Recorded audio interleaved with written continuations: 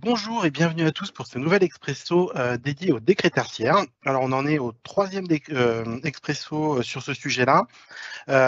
Donc pour les deux premiers, vous avez à disposition le replay présentant en détail le décret. Donc aujourd'hui avec Justine, nous allons vous présenter l'offre d'accompagnement qu'Engie entreprise et collectivité peut vous apporter pour répondre à cette obligation réglementaire. Pour rappel, vous avez à votre disposition le chat sur lequel vous pouvez poser toutes les questions que vous le souhaitez. Nous essaierons d'en prendre quelques-unes à la fin de cet expresso, mais quoi qu'il en soit, nous y répondrons à l'issue de la présentation si vous nous laissez vos coordonnées. La première étape du décret tertiaire se rapproche à grands pas. Il reste quelques semaines avant le 30 septembre. Donc, si vous avez déjà tout préparé, félicitations. Il ne vous restera plus qu'à déposer les éléments sur la plateforme Opérate. Si vous n'avez rien fait, Justine, quelles sont les étapes à réaliser et comment nous pouvons accompagner nos clients?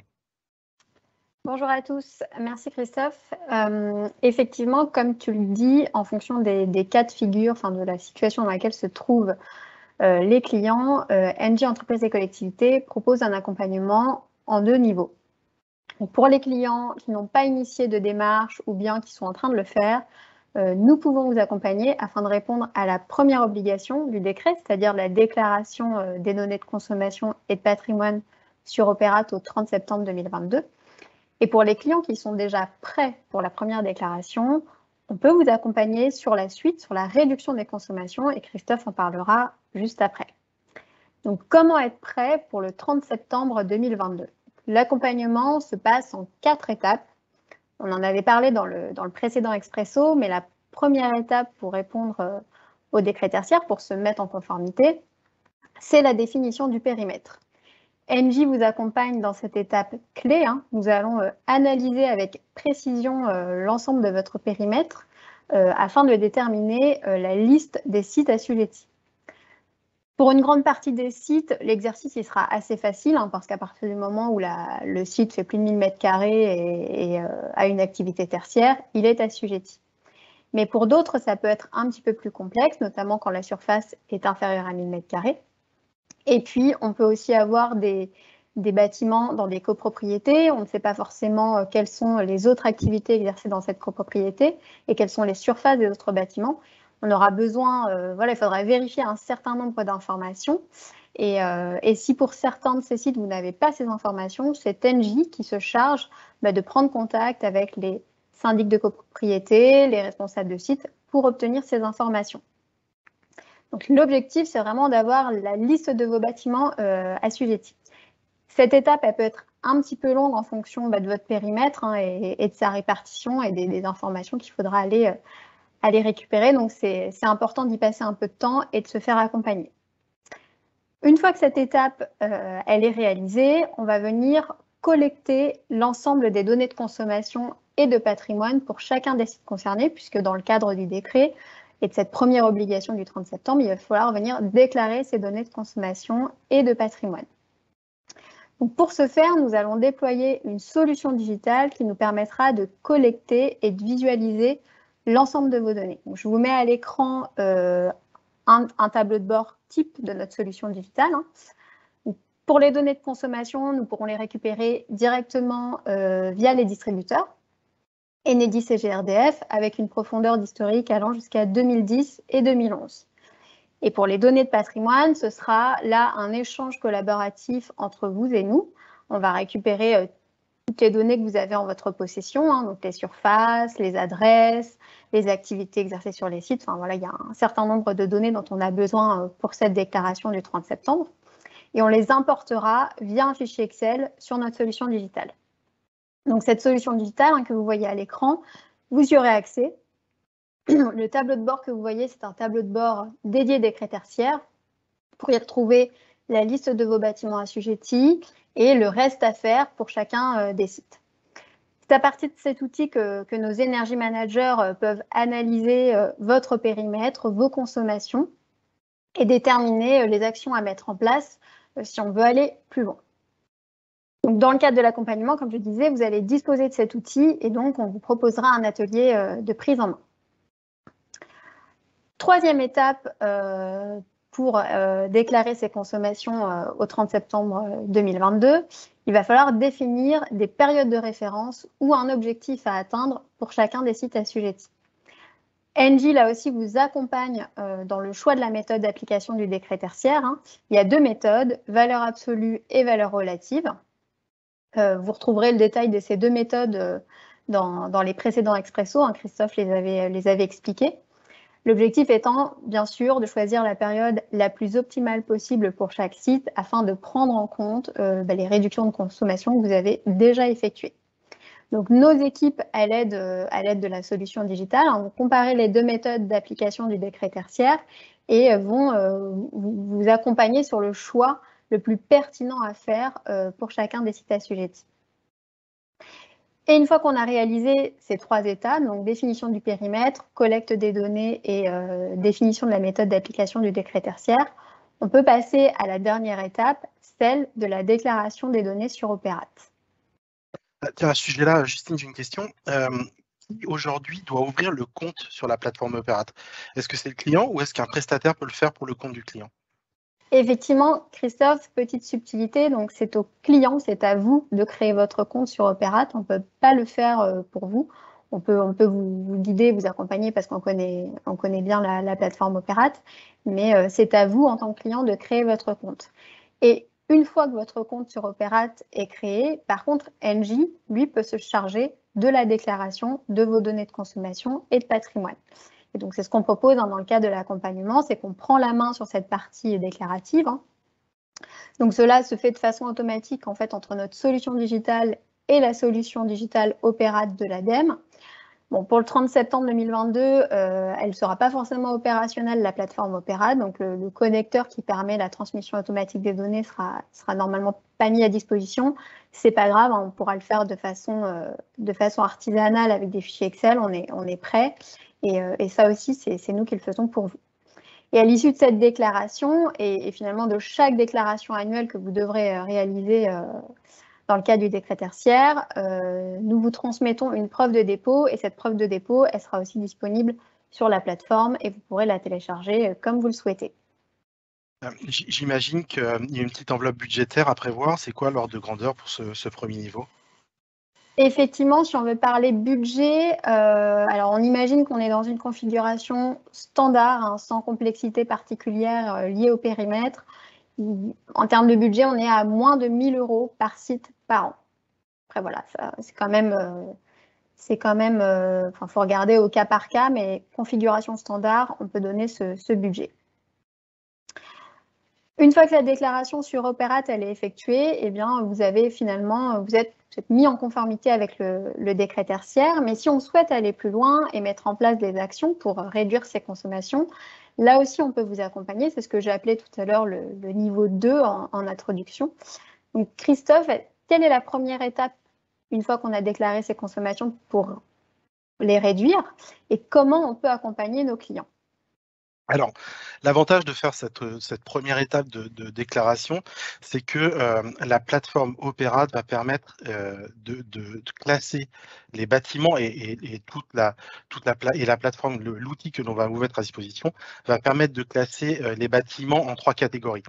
La première catégorie, ce sont les bâtiments pour lesquels l'objectif sera déjà atteint. Donc l'objectif 2030, donc les moins 40%, il sera déjà atteint. Ensuite, il y aura les bâtiments, la seconde étape, c'est les bâtiments pour lesquels il sera presque atteint. Donc il y aura quelques ajustements, quelques actions à réaliser, mais finalement, le gap entre le bâtiment, la consommation du bâtiment actuel et l'objectif, il n'est pas énorme. Et après, la troisième catégorie, ce sont les bâtiments pour lesquels il reste encore un peu de chemin à faire pour atteindre l'objectif. Donc pour la première catégorie, donc les bâtiments qui ont déjà atteint leurs objectifs, là, pas grand-chose à faire, si ce n'est s'assurer qu'ils ne dérivent pas dans le temps et maintenir cette performance. Pour les deux suivants, là, il faudra mener des analyses spécifiques, comme dans un premier temps, une revue énergétique qui va consister à compiler l'ensemble des éléments à disposition pour mieux connaître le comportement des bâtiments et identifier les premiers gisements. Ensuite, s'il n'y a rien, s'il n'y a jamais eu d'audit ou de revue énergétique faite sur ou d'action faite sur le bâtiment, là, il faudra réaliser un audit énergétique avec déplacement qui permettra de déterminer des axes de progrès. Tous ces éléments permettront d'établir et de hiérarchiser un plan d'action à mettre en place pour l'atteinte de ces objectifs.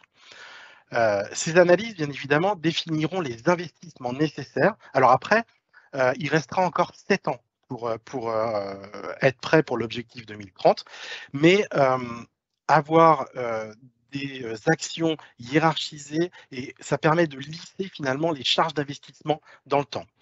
Et pour ça, votre Energy Manager sera pilote. Il suivra les plans d'action et surtout, il coordonnera tous les acteurs pour centraliser l'ensemble des décisions, tout ça autour de la plateforme digitale. Enfin, il y aura des cas où les bâtiments, les investissements seront déraisonnables. Pour rappel, si les ROI dépassent 30 ans pour le bâti, 10 ans pour le renouvellement de matériel ou 6 ans pour les systèmes de GTB, donc les systèmes de GTB, c'est les systèmes de pilotage des équipements, il y a possibilité de réaliser des dossiers de modulation afin de justifier de l'impossibilité d'atteindre l'objectif. Donc si je résume, pour les sites qui sont loin de l'objectif, il faudra réaliser une étude énergétique, définir un plan d'action, établir ou étaler les investissements et enfin, si nécessaire, réaliser des dossiers de modulation. Merci Christophe. Du coup, on a parlé budget pour le premier niveau sur finalement niveau déclaratif. Est-ce qu'on peut parler budget pour ce deuxième niveau sur les plans d'action? Alors là, on est plutôt sur de la prestation de conseil et d'audit. Donc, il n'y a pas de grille de prix totalement établie. C'est surtout, là, ce sera surtout des prestations. Ce sera des prestations sur mesure et donc le prix sera en fonction des étapes à réaliser. Par exemple, s'il faut réaliser un audit énergétique ou s'il faut réaliser un dossier de modulation, le prix ne sera pas du tout le même. Il sera totalement adapté, il s'ajustera donc à ces prestations. Ok, merci Christophe. Je te propose, il nous reste 2 minutes, on va regarder les questions qu'on a sur le chat. Alors, nous faisons partie du secteur secondaire, production, bobine électrique, secteur industrie. Sommes-nous concernés par ce décret? Alors, oui, en partie. Tout dépend de la surface de vos différentes activités. Pour toute la partie production, là, non, vous n'êtes pas assujetti au décret tertiaire. Vous serez assujetti sur la partie bureau, donc toute la partie associée, bureau associé, et aussi sur la partie logistique. Donc là, il faudra faire un cumul entre votre surface de bureau et votre surface logistique. Si ces deux surfaces cumulées dépassent les 1000 m², oui, et ces surfaces-là seront assujetties, mais pas la production.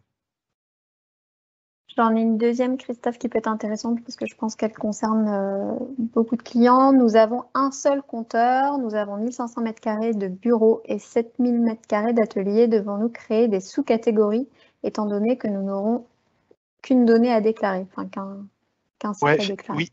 Oui, effectivement, il y aura des sous-catégories à faire. Alors, dans un premier temps, bien évidemment, il faudra faire une répartition des consommations, donc séparer la partie industrie de la partie tertiaire. Pour la première déclaration, ça se fera suivant une note de calcul qu'il faudra mettre en place. Par contre, pour les années suivantes, parce qu'il faudra bien évidemment déclarer vos données tous les ans, il est très fortement recommandé d'installer des systèmes de sous-comptage qui permettront de dissocier les deux activités. Et j'en prends une dernière. Je vois un sujet sur la récupération des données des régies.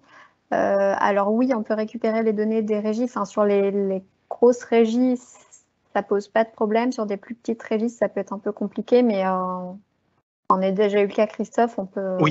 Oui, effectivement, si je prends juste un exemple, Électricité de Strasbourg ou la régie de Colmar, je crois qu'on peut récupérer des données. Les plus grosses régies, effectivement, comme tu le disais, Justine, on peut capter de l'information. Si on descend au niveau de la régie municipale, là, ça devait être plus compliqué, effectivement. Et je prends une dernière question parce qu'il est 14 heures. Je suis un centre de formation. La partie atelier est-elle assujettie? Là, je veux bien répondre juste après. Là, je voudrais pas vous raconter de bêtises. Donc, je vais prendre le temps on va Ouais, c'est vrai prendre qu'il y a le temps beaucoup de de répondre juste après, subtilités. parce qu'il y a pas mal de subtilités. Ouais. Ouais. Mais on prend la question et on vous fait une réponse. Et s'il y a des questions qu'on n'a pas eu le temps de traiter, pareil, on revient vers vous de façon individuelle. Laissez-nous vos coordonnées, on vous répond tout de suite. Merci à tous pour votre participation. Je rappelle que Engie a une équipe dédiée sur l'énergie management pour vous accompagner dans votre réponse au décret tertiaire. Votre point d'entrée, ça reste quand même votre responsable commercial. C'est lui le plus à même de vous guider sur ce type de sujet. Et puis, n'hésitez pas à nous laisser vos coordonnées dans le chat si vous souhaitez qu'on vous rappelle à l'issue de cet expresso. Merci à tous, merci Christophe et à très bientôt pour un nouvel expresso. Merci, à bientôt. Au revoir.